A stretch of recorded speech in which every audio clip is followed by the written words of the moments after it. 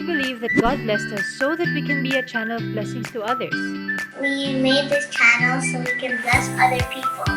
So there's baking, there's cooking, there's working dogs. out. There are dogs, our adventures, our travels. Hi, I'm Mickey. I'm Bettina. And I'm Gummy, and this is A Blessing Channel!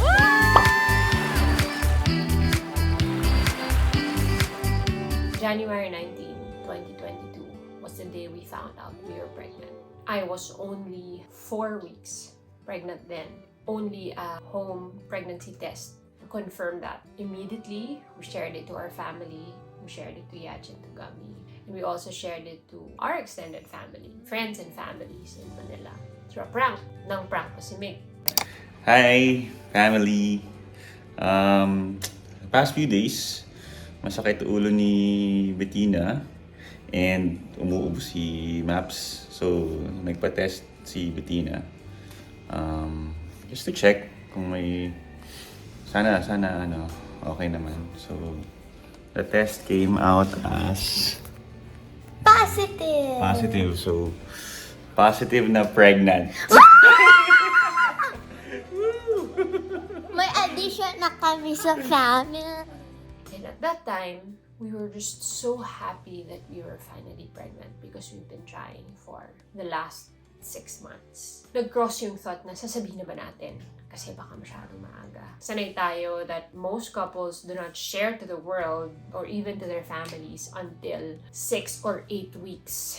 Which is when you can really confirm because may ultrasound na, may lalabas na sa ultrasound. But Mickey and I also felt like we would not want to be robbed off of the joy and the excitement of it just because wala pa yung confirmatory na ultrasound.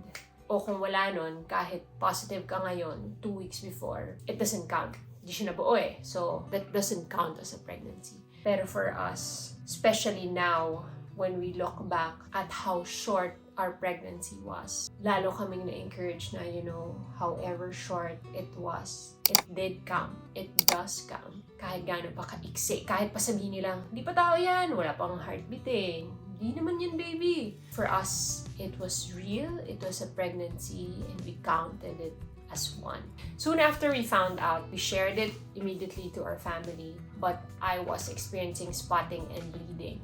So my OB, who's based in Manila, asked me to take progestin, which is pampakapit, and also to undergo bed rest. So I'm supposed to take bed rest for 2 weeks, get an ultrasound after then, and to really confirm. Kasi usually dapat may makikita na by that time. I was only on bed rest for 10 days until I felt a sharp stabbing pain which lasted for minutes, and I had to be rushed to the nearest hospital here, which is Lorma. A TVS, or a transvaginal scanning, ultrasound was ordered to check the baby. Lo and behold, when they checked, my uterus was empty. There's nothing in it. But also through the ultrasound, they saw fluid somewhere there, beside it, outside of the uterus. And because of that result, yung OB na binisita namin dito na try lang, scouting, which was recommended by our contractor, immediately ordered for an operation. Ang bilis ng pangyayari, I was rushed to the hospital at 3:30. By mga 5 o'clock, antigen na ako. Kasi I had to be cleared to be brought to the operating room for a procedure. I wasn't exactly sure what it was. Turns out, our baby was planted in my right fallopian tube. It ruptured, the sac, the embryo, I don't know what to call it, but our baby ruptured on that day. So at 6:23, I was being cut open already through the same CS incision I had 12 years ago with Gummy. So, ganun kabilis. Jan 19, we were pregnant. Jan 28, I had to undergo a pelvic laparotomy to remove my right fallopian tube. And so, clinically speaking, what happened was, it's called an ectopic pregnancy. The fertilized egg did not plant in the uterus where it's supposed to, hindi sa bahay bata, but instead it was in the fallopian tube. Others call it or count it as a miscarriage. And so, many questions, of course, come to mind after that. What did I do? Did I not take care of my body well? Did I not rest enough in bed?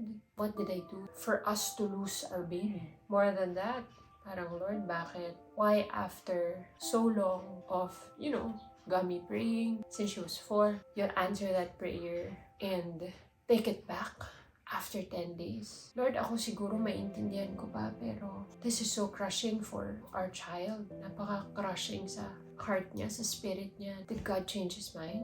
Why, God? Why will you give and take away? Why will you give and take it back so soon? As soon as 10 days. When I asked the OB after, how does it happen, Doc? How does an ectopic pregnancy happen? Bakit doon siya natanim? Konti na lang uterus na, ba't hindi pa siya umabot doon? Sabi niya, there's really no explanation to that. Others even say, it's malas, bad luck. But we don't believe in luck. We don't believe in malas because we know everything is in the hands of God. Walang nangyayari na hindi niya pinapahintulutan o na walang permiso niya. But of course, the question still lingers. The question remains, how could I have saved a child? How could I have taken better care of my body, of my child? Thinking on those lines of questions made me realize, as if my pregnancy is entirely up to me. How I take care of my body, how I feed my body, how I give the rest my body needs. Forgetting that everything is in the hands of God. The timing and how fertilization actually takes place. Who causes that life to be planted? Who causes it to grow? Who brings life to that? I was forgetting na it's all Him. It's all His power and His will. And so, that gave me peace. Hindi dahil nagkulang ako, no one is to blame. I can't blame God. When you blame God, parang sinabi mo na, God, nagkamali ka. Hindi mo to naingatan ng sapat. God is perfect, diba? God is almighty. If He wants this baby to be brought to full term, be given birth to, by all means, He can make that happen. But if He doesn't, for whatever reason, He won't. And I am not one to question God's goodness. Kasi hindi ko pwedeng ihiwalay yung ginagawa ni God sa character niya, sa nature niya, sa pagkatao niya, sa pagiging Diyos niya na mabuti. Hindi ko pwedeng sisihin si God. Hindi ko nga matawag na miscarriage yung nangyari.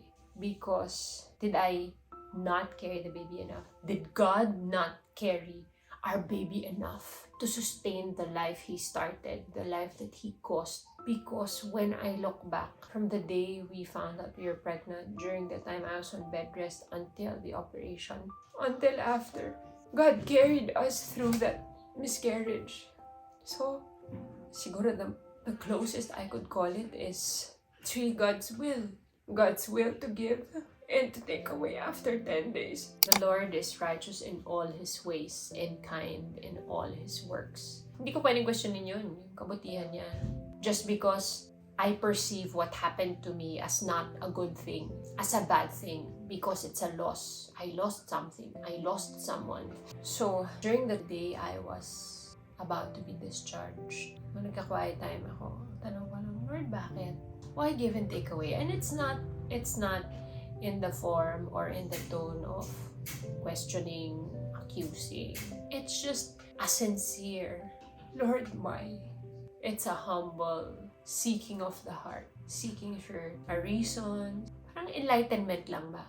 I wasn't sure I was gonna get a concrete answer na, oh, this is why.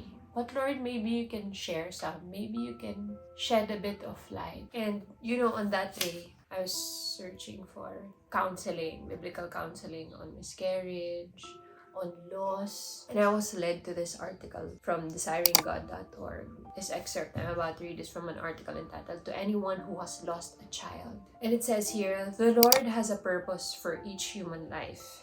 And so a child who dies in the womb has fulfilled his purpose just as fully as someone who lives to old age. This child's life, however brief, was full of meaning and purpose. Reading that spoke comfort in me and peace. Just knowing na hindi natapon yung napakaiksing buhay ng anak namin. Sa 10 araw na yun, it did not go to waste because the Lord had a purpose. The purpose was fulfilled in the same way na I had a few close calls in this lifetime, and yet I'm still living and breathing. And I know it's because di pa tapos di pa fulfill yung purpose ko dito But our child's 10 days life, nag-switch na sa from bakit, why Lord? And the answer to that, which I accept, which was acceptable for me, was my purpose for your child was fulfilled. Na iba na yung tanong ng puso ko, naging what was our child's purpose? Ano yung purpose niya na na-fulfill? Ano yung ginawa mo through his life? I'm sorry, I keep saying his because our desire is for a son. You know, very early on, pinangalanan na namin, cleaning na namin na son siya. Although, of course, syempre, hindi ko naman yun nalaman pa at that early on in our pregnancy. What did he accomplish in those 10 days? At sa 10 days pa na yun, bed rest pa ako. Pero Lord, ano yung ginawa mo through our child? Ano yung na-accomplish niya sa iksi ng buhay niya? You know, when I was writing this in the hospital, mga 11 o'clock before we were discharged ng 12, in my seeking, you know, God gave me some answers. The whole point for me of sharing this with you is not to tell you the answers for why God took yours away, because I can't do that. That's, your life is different. Your journey is different. God's purpose for your life is different. And God's purpose for your child, for your unborn child, His purposes are different from His purposes for ours. But just to encourage you, I guess the whole point of sharing this story is to encourage you to seek God with all your heart, because He does answer. If you seek Him with all your heart, you will find Him. God hears, and I believe that will hand you a piece or pieces, maybe not the full picture, but He'll give you a piece of that picture. Why? Only God can really give you that comfort that you need. Not even your husband can give that. I remember this passage in Corinthians, the God of all comfort, who comforts us in our afflictions, that we may comfort others with the same affliction, with the same comfort that He gave us. Maybe the first reason why or what for us to experience that kind of comfort. You know, maybe we're seeking comfort from other people, from other things, but maybe God wants us to find that comfort in Him, that He allowed that to happen so that we can experience that kind of comfort that only He can really give. Consequently, by receiving that, we'll be able to comfort others with the same comfort that we receive from Him. Now that I have this kind of pain from this loss, and this comfort that God gave me because of it, now I can connect and relate to other women, other moms who have had and who have lost. Because I didn't have this before. You know, I've never really lost someone that's mine. I mean, that's a part of me. I've lost my lolo, I've lost my tito, but they're not as close as a child. Someone inside of me passed on that same comfort that God gave me. And in line with that, maybe God also wants me to be able to connect more with my husband through my husband's pain. My husband lost his dad and brother 4 months apart, magkasunod. Early on in our marriage, he would have moments when, you know, he'd just cry, miss them so much, long for them, cry over their loss. And all I can do is just, you know, be there and listen, because I don't know what to do. I don't know what that feels like. And maybe this is God's way of allowing me to share that pain that my husband has, that longing in his heart, so I can understand him also. And another, between Mickey and I, he's always the one who's more patient, who's more gracious, because he understands firsthand how short life is. We don't really know how much time we have with the people we have. Ganun ka firsthand yung experience niyo with death. That's why in arguments between the two of us, siya yung mas madaling mag-forgo, mag-let go, mamili ng pag-aawayan. Because life is so short to fight over this, and that. And me, I tend to be the one to be fighting more, to be fighting with more passion. But because of this, not only the loss of our son, of our child, but because through his loss, I also had a face-to-face encounter with death. Na death is just right outside the door. And I've had an experience where death could be coming, which was when I got sick in 2016. Parang death is a possibility that's coming through sickness. It's a totally different thing when you don't know if after an operation, are you gonna live? Is this my last moment here? And I had that at that moment on my bed at the ER when I was told that I had to undergo an emergency procedure. But the more crucial part of that situation was if it were my last few hours or my last day. At that moment, I was filled with regret, and it was so sad that I was. And all because of small things.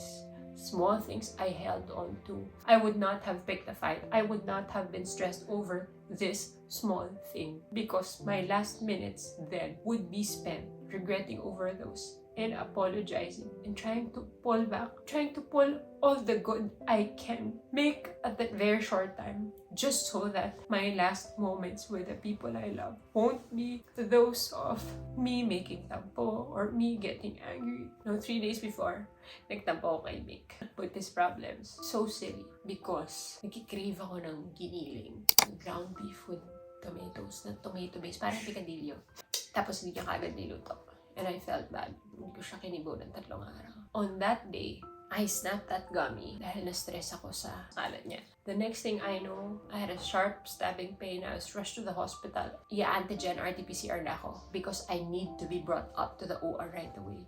Parang Lord, kung last day ko to, napakasaklap na yun yung mga last kong moments full of regret. Parang Lord, wait, di ako ready mamatay. Di ako ready, Lord. Di ako ready. I never thought that day would come for me. I thought just because Christian ako, I know naman I have eternal life. I know naman after this life, I'm gonna see my Maker. And it's going to be perfect and there's no more tears nor pain in heaven. Hindi ko na maaalala to lahat. Pero ano yung iiwanan ko sa mga iiwan ko? And so, I called them one by one. And at that moment, all I could say was, nagsasa ako, I'm sorry for being selfish. I'm so sorry for being entitled. I'm so sorry for being bratty. I'm so sorry for being petty. I'm so sorry for being tampururot. Will you please forgive me? I love you. And at that last moment of what could have been my last few hours alive. Kasi nga, I don't know what the procedure really is. I don't know how badly my bleeding is. And of course, it was also not helpful that it was not only an emergency, but it was going to be done in a hospital na wala akong experience by doctors I don't know. So at that moment, I could only pull all the good I could and clear up. And for my child, I did the same. I said sorry for getting angry. I asked for her to forgive me. And I said, I love you to her. And finally, I said one important thing to my child. The last thing I whispered to her ear was, I want you to remember that God is good no matter what. I never want her to question God's goodness just because so soon after God answered her prayer, God took it back. What did God want to accomplish through the life of our child? For me to know how short life is. I said on my deathbed, kung man deathbed ko na yun at that time, I said, Lord, if you let me live again, I promise not to make a big fuss over the small things anymore. I promise not to waste time making tampo, fighting, because you don't know when your time will really come. And I don't want that for myself. I don't want to have regrets in my heart in my last moments, and I don't want to leave pain and regret in the hearts of my husband, my daughter. What a waste of life and what a waste of time it is to fight. And I begged for my life. I said, Lord, if this is what will take for me to learn this lesson, and if you will let me live, I promise not fight over small things anymore. But if this is it for me, I have apologized. I have sought for their forgiveness. I have told them I love them. Then I'm ready to meet you. I can't do anything to stop you if you want to bring me home. Because then my purpose is done.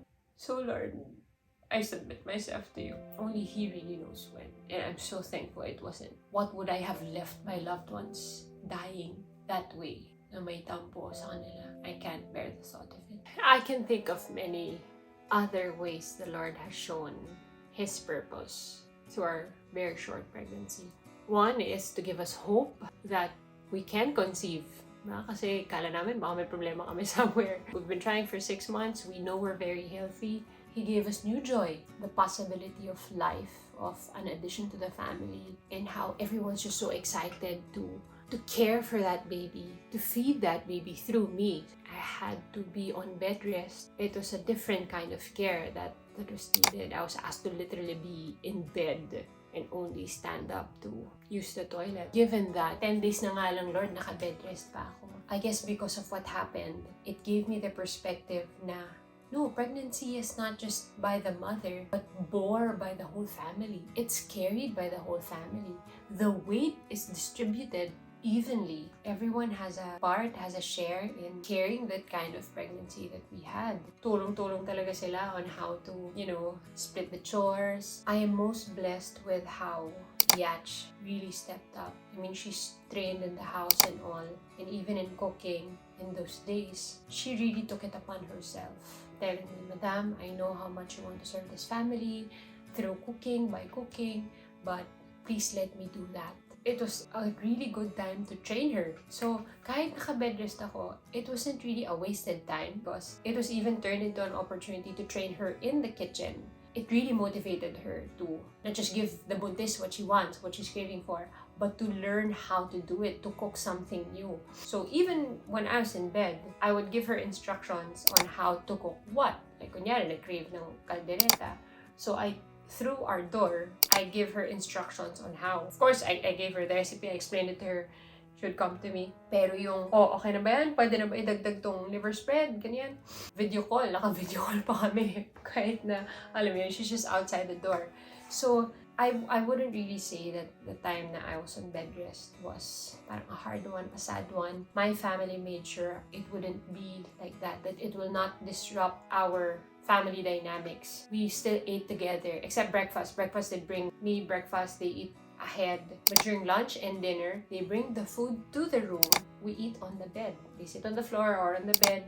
May latag kami. So I'm not alone. I'm not isolated on meal times. And even our family Bible studies, hindi yun nag-stop just because, I'm in pain, I'm uncomfortable, I was bleeding. No, it still persisted. It still continued. The blessing there is that, we were able to turn the seemingly bad news into many good opportunities. That our pregnancy was something beautiful, just the same, even when I was on bed rest. And finally, I think one purpose, one reason why God allowed what He did was so that I could gain confidence in the medical care, the medical help I could get here in the province, here in La Union. Siyempre, laking Manila ako, mas komportable ako sa medical facilities doon, sa mga ospital doon. Kasi doon ako lumaki, doon ako nanganak, doon ako alagaan. And learning about our pregnancy, we were unsure where to really stay while I'm pregnant and where to give birth. Kasi nakadepende yun sa nasan ba yung care, where will the help come from. My OB is in Manila, but we are based here. And knowing that we are living here now, dapat dito. At mas gusto ko dito mabuntis, dito manganak, with nature being so close. But wala kaming kilala. I'm unsure of the professional help here, the facilities here. And kaya ako sinasabing funny because there was no way I would be this confident now of being in the care of my OB now here, Dr. Ang, and giving birth in Lorma kung hindi nangyari yung nangyari. Kasi emergency siya eh. And Dr. Ang was very quick to decide, was quick to give instructions, was very decisive in her actions also. My recovery was also very fast and very well. The next day pa lang, after the procedure, nakaupo na ako, nakatayo na ako, nakalakad na ako. Pain management was really well also. I was just really well cared for. When I think about it, kung hindi nangyari yung nangyari, we would still be considering going to Manila for checkup or maybe staying there na in the last few months of my pregnancy. But it was such a surprise to know that I could rely on medical help available and being offered here. I can really say I can fully entrust my health, my pregnancy, my giving birth to the doctors and the hospitals here. Nakakahiyamang aminin. Akala ko dati, Manila lang ang magaling. But I guess this is God's way of humbling me also and teaching me that, hey, hindi ganun. And you'll never really know unless you try. And I'm sharing this kasi most of my friends based here who are from Manila may not be aware of that. What God allowed to happen was both a gain in trust, a gain in faith. I'm happy to say I'm very pleased with the doctors who took care of me and their facilities and their service. My faith was also tested. it was also a time when I had to resurrender and remember that my life is not mine, it's His. My life belongs to Him. Continuing my life in His hands. I can only pray for the hands of the doctors and for their minds as they operate on me. But ultimately, I know it's really placing my faith again in God, who is the true healer, the true doctor, the true operator. And I am thankful to say that through that test, that I passed that test, that I did place my faith in God as my true healer, as my true doctor. Why am I sharing this? Because I want to encourage you.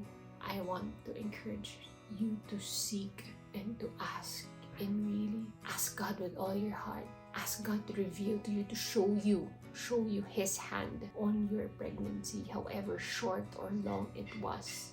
Ask God to shed light. And I'm not saying that He would give everything completely. This process of asking and seeking will yield you finding and you receiving, and God showing not just the reasons, not just the what's, but showing you His hand was on your situation, was on your pregnancy, that His hand was with you, that He was there. I encourage you to ask the Lord to show you what He did at that very short time, to reveal to you what His purposes were for your unborn child. And I pray that this processing with God, that you will really encounter Him and that you receive the comfort He wants you to receive, that only He can give.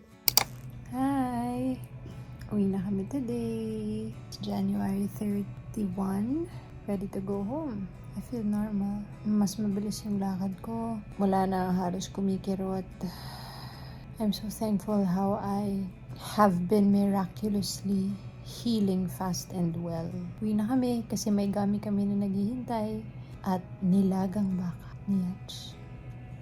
So this whole processing and asking God that morning before we were discharged gave me comfort and peace, and gave me, I guess, a renewed sense of life. Going home to Gummy, hugging her like it was the first time, and sharing her pain with her and crying with her over the loss of her sibling, crying over the answered prayer that was unanswered yet again. That processing with God helped seal in me. It was an opportunity for Him to firmly plant in my mind, in my heart, that you know what, no matter what, He is good. Even when I don't fully understand, even when I would have wanted it another way, He was good, He is good. And knowing that allowed me to not live blaming, not live rethinking ways I could have saved our child, saved me from blaming myself or other people. It allowed me to heal. It allowed me to let God provide comfort. Talking to God about your pain, I'm not gonna say that it will go away. You would have some peace. You will have some comfort in the answers that He will give you, and He will reveal only to you. So I pray this for you. This episode is just to share with you perhaps why God allowed what He did, why God answered a long time prayer and then took it away, took it back soon after, so soon after. It's an attempt to invite you to go back to that pain and ask the Lord what you gained in that loss.